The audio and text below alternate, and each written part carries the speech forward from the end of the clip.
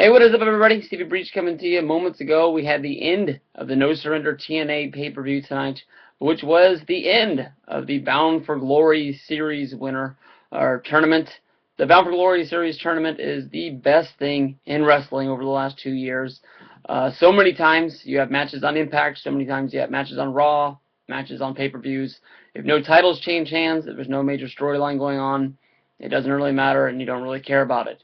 This makes you care about everything that happens on TV, everything that happens on pay-per-view, everything that even happens on a house show. I guess you don't have to really go digging for house show results because they tell you on Impact when it comes up. But if you are a person that goes to the sheets and looks for the tapings, or not tapings, but house show results, they did care and they did matter involved in there. This tournament involved the greats. Last year, I think they made a big mistake by not putting the big stars in there. This year, no stars left unturned. You had AJ Styles, Kurt Angle, Christopher Daniels, Samoa Joe, Rob Van Dam, Bully Ray, James Storm, Mr. Kennedy, Robbie E. Yes, even Robbie E was involved in this. It came down to a four-man tournament tonight. James Storm, Bully Ray, Samoa Joe, and Jeff Hardy. Who would be it? Who would do it? My money was on James Storm. It looked like James Storm was the guy that was picked to go on, win the title from Austin Aries. I was thinking to solidify his push to the top since the breakup of Beer Money, his loss to Robert Roode at Lockdown, his short little stint where he left wrestling because he told his little girl he was going to win the title and he could not do it. Well, tonight at the pay-per-view, James Storm lost. I was very surprised in this. It was due to a run-in from Robert Roode, breaking a beer bottle over his head, to make us go into Bound for Glory. Robert Roode against James Storm. I am a huge Beer Money fan, huge Robert Roode fan, huge James Storm fan.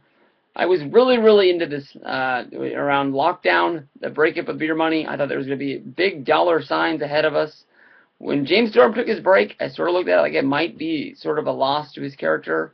To admit that he lost and want to retire from the ring. Now that this is months later down the road, I care about this more than anybody I know that watches TNA, that cares about Beer Money, and I don't care about this match that much anymore. I really wanted to have a title involved, and it's not going to. So basically from there, Bully Ray moves on. We have a good match between Jeff Hardy and Samoa Joe. Jeff Hardy gets attacked by Aces and Eights. He gets moved on in the tournament to the finals. So we have set up Bully Ray against Jeff Hardy. Jeff Hardy has a huge injury to his left shoulder, and it's questioned if he's even going to get there to the main event, if he's even going to do it. We get down to the main event, and Bully Ray comes out. The second he steps out on the stage, it really sets in. It makes me really realize, all that he has done in the past year to really get himself into shape. You can see that they tried to break up the Dudley Boys 3 times, I can believe, in TNA and make it matter to where you really cared about Bully Ray moving on and care about Devon at the same time.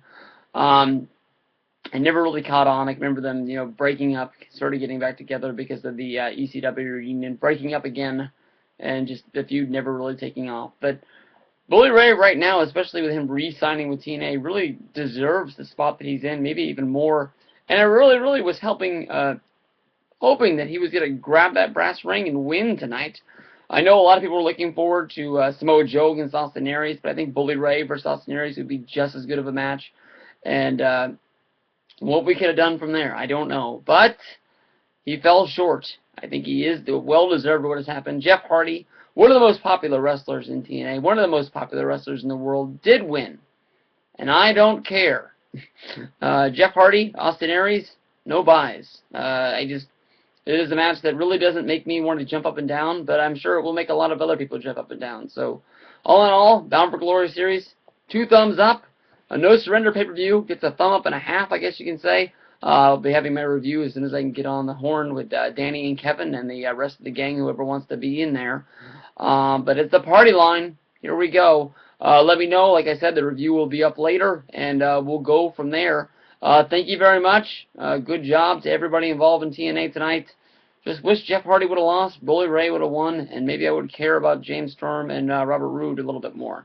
Yeah, come on.